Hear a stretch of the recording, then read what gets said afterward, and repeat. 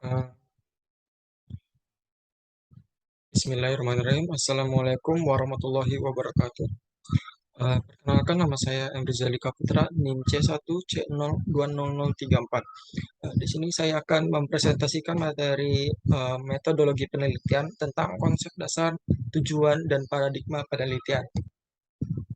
Yang dimana di sini akan dibahas tentang yang pertama konsep dasar penelitian, yang kedua tujuan penelitian, yang ketiga adalah paradigma penelitian. Langsung saja masuk yang materi yang pertama, yaitu konsep dasar penelitian. Definisi penelitian. Penelitian merupakan suatu proses pengumpulan catatan dan analisis data yang sistematis untuk pengambilan kesimpulan yang objektif dalam rangka membantu dalam pembuatan keputusan-keputusan. Perhatian utama dalam penelitian adalah proses perubahan pembuatan keputusan yang selama ini dilakukan berdasarkan intuisi menjadi pengambilan keputusan yang berdasarkan pada proses investigasi yang dilakukan secara sistematif dan objektif. Eh, ada beberapa pendapat menurut para ahli tentang definisi penelitian yang telah dikemukakan oleh beberapa ahli, antara lain yang pertama ada penelitian adalah investigasi yang sistematis, terkontrol, empiris, dan kritis dari suatu proporsi hipotesis mengenai hubungan tertentu antar fenomena menurut Kerlinger tahun 1986. Yang kedua ada penelitian merupakan refleksi dan keinginan untuk mengetahui suatu berupa fakta-fakta atau fenomena alam. Perhatian atau pengamatan awal terhadap fakta atau fenomena merupakan awal dari kegiatan penelitian yang menimbulkan suatu pertanyaan atau masalah. Menurut Indriam Toro dan Supomo tahun 1999.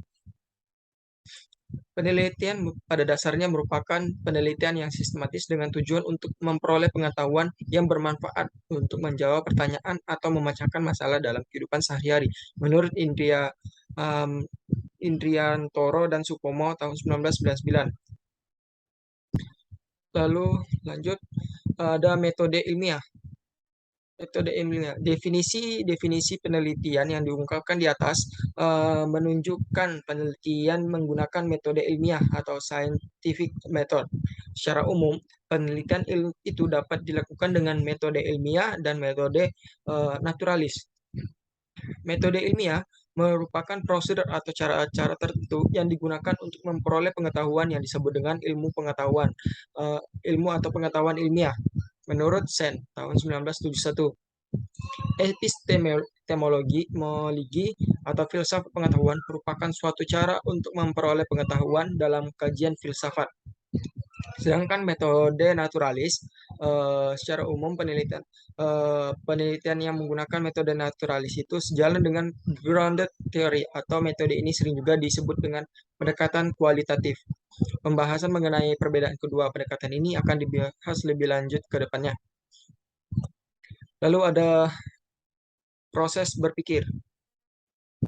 Proses berpikir.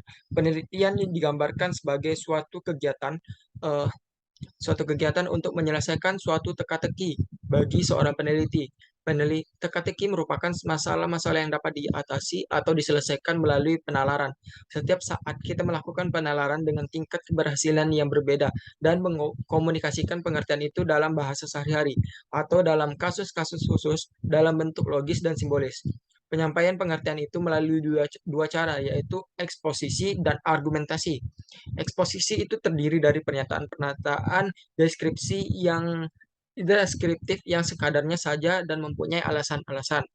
Sedangkan argumentasi memungkinkan kita untuk menjelaskan, mengartikan, membela, menantang, dan menjajaki pengertian yang disampaikan. Hasil penelitian yang harus dijelaskan dengan argumen yang dapat diterima. Ada dua jenis bentuk argumen yang sangat penting dalam penelitian, yaitu deduksi dan induksi. Yang pertama ada deduksi. Deduksi ini merupakan suatu proses pengambilan kesimpulan eh, merupakan proses pengambilan kesimpulan sebagai akibat dari alasan-alasan yang diajukan berdasarkan hasil analisis data. Proses pengambilan kesimpulan dengan cara deduksi didasari oleh alasan-alasan yang benar dan valid. Proses pengambilan kesimpulan berdasarkan alasan-alasan yang valid atau dengan menguji hipotesis dengan menggunakan data empiris disebut proses deduksi. dan metodenya disebut sebagai metode deduktif atau deductive method. Dan penelitiannya disebut penelitian deduktif atau deductive research. Proses deduksi selalu digunakan pada penelitian yang menggunakan pendekatan kuantitatif atau scientific. Lalu ada induksi. Yang kedua, induksi.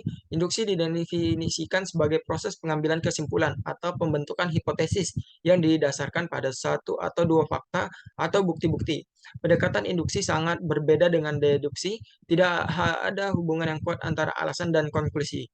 Proses pembentukan hipotesis dan pengambilan kesimpulan berdasarkan data yang diobservasi dan dikumpulkan terlebih dahulu disebut proses induksi atau induction process, dan metodenya disebut metode induktif atau inductive method, dan penelitiannya disebut penelitian induktif atau inductive research. Dengan demikian, pendekatan induksi mengumpulkan data terlebih dahulu, baru hipotesis dibuat jika diinginkan, atau konklusi langsung diambil jika hipotesis tidak digunakan. Proses induksi selalu digunakan pada penelitian dengan pendekatan kualitatif. Materi yang selanjutnya ada tujuan penelitian. Tujuan penelitian merupakan apa yang ingin dicapai oleh peneliti dalam melakukan penelitiannya. Tujuan dari penelitian tidak sama dengan tujuan peneliti. Sering dijumpai di beberapa tesis atau disertasi bahwa tujuan penelitian adalah sebagai salah satu syarat lulus pendidikan strata 1 maupun strata 2. Tujuan tersebut bukan merupakan tujuan penelitian, tetapi merupakan tujuan peneliti untuk mendapatkan gelar studi yang disyaratkan melakukan penelitian tersebut.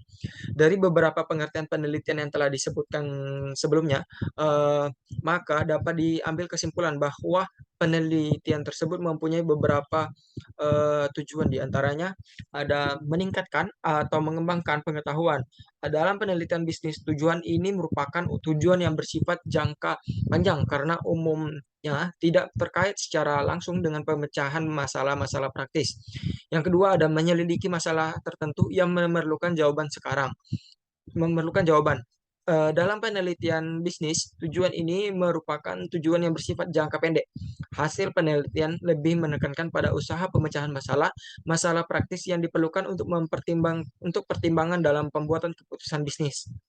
Yang ketiga ada menangkap opportunity atau peluang.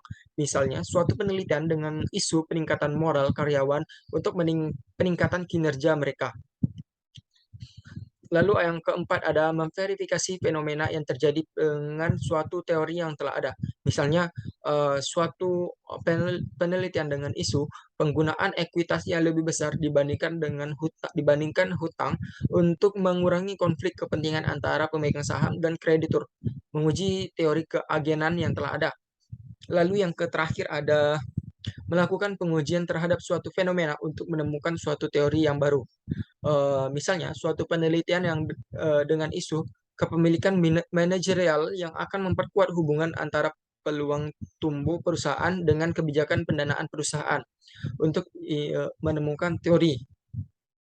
Lalu materi yang ketiga atau yang terakhir ada paradigma penelitian. Pendekatan paradigma ini terbagi menjadi dua, ada pendekatan penelitian kuantitatif dan penelitian kualitatif. Penelitian kuantitatif atau paradigma kuantitatif menekankan pada pengujian teori.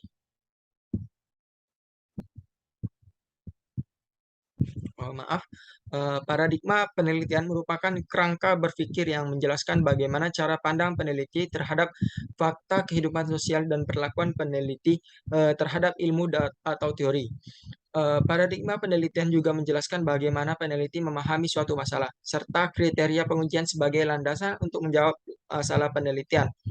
Secara umum, paradigma penelitian diklasifikasikan dalam dua kelompok, yaitu penelitian kuantitatif dan penelitian kualitatif.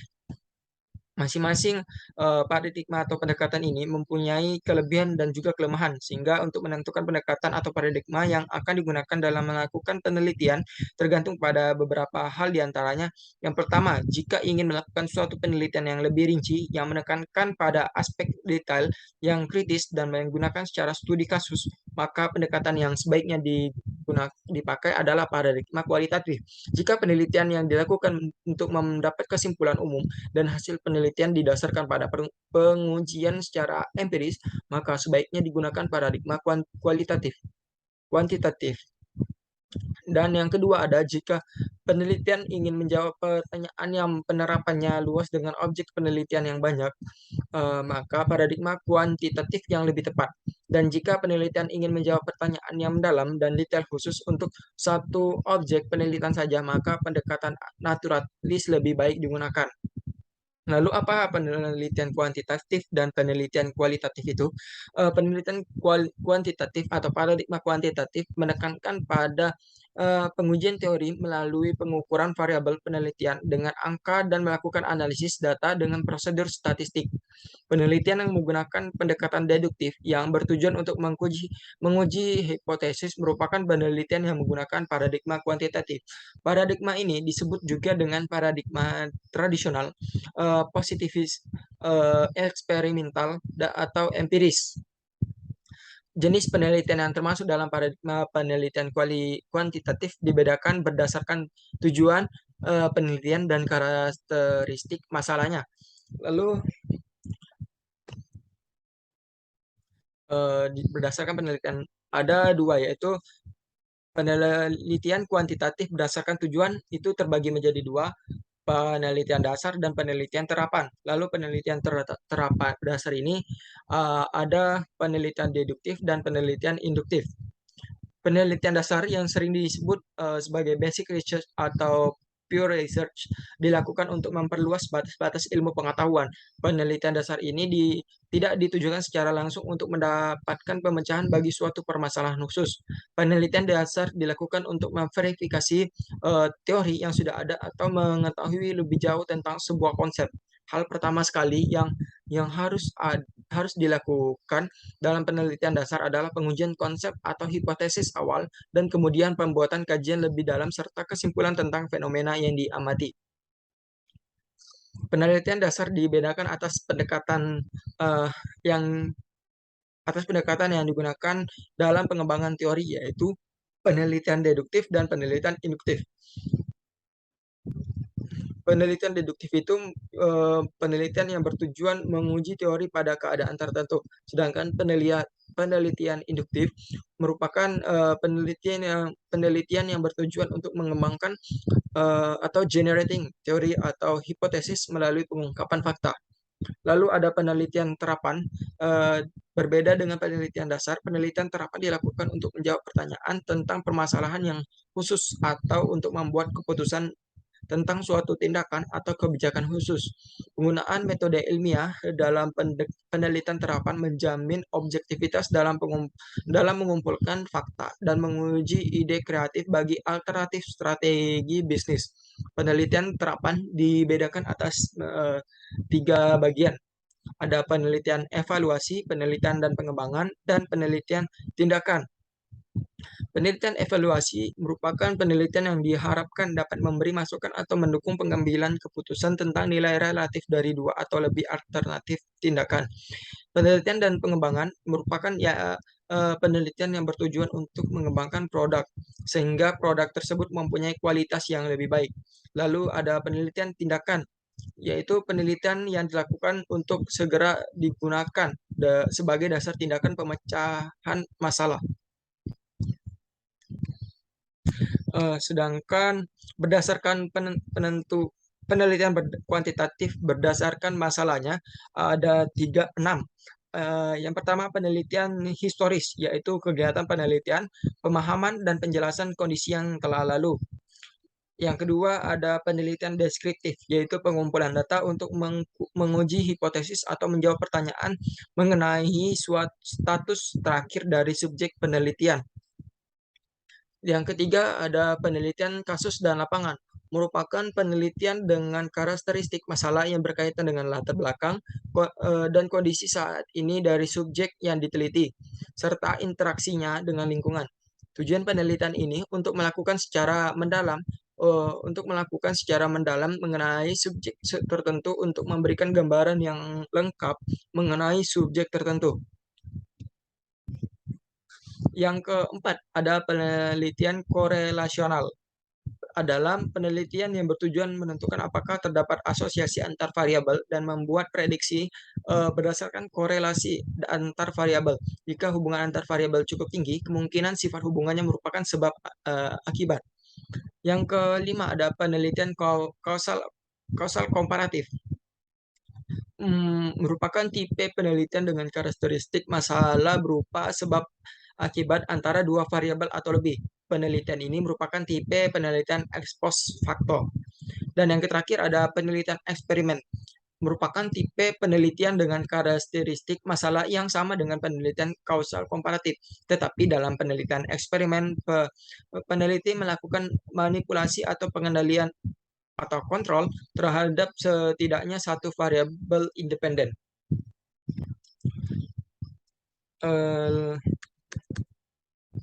Sedangkan tadi ada penelitian kualitatif, ini merupakan atau paradigma kualitatif ini merupakan paradigma penelitian penelitian yang menekankan pada pemahaman mengenai masalah-masalah dalam kehidupan sosial berdasarkan kondisi realitas atau natural setting yang holistis, kompleks, dan rinci. Penelitian yang menggunakan pendekatan induksi yang mempunyai tujuan penyusunan konstruksi teori atau hipotesis melalui pengungkapan fakta merupakan penelitian yang menggunakan paradigma kualitatif. Paradigma ini disebut juga dengan pendekatan konstruktivitis, naturalistik, atau interpretatif.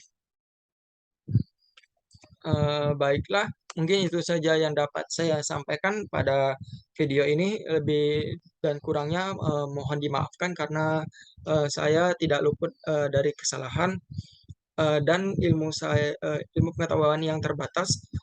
Lebih dan kurangnya mohon dimaafkan. Terima kasih. Wabillahi taufik wal hidayah. Wassalamualaikum warahmatullahi wabarakatuh.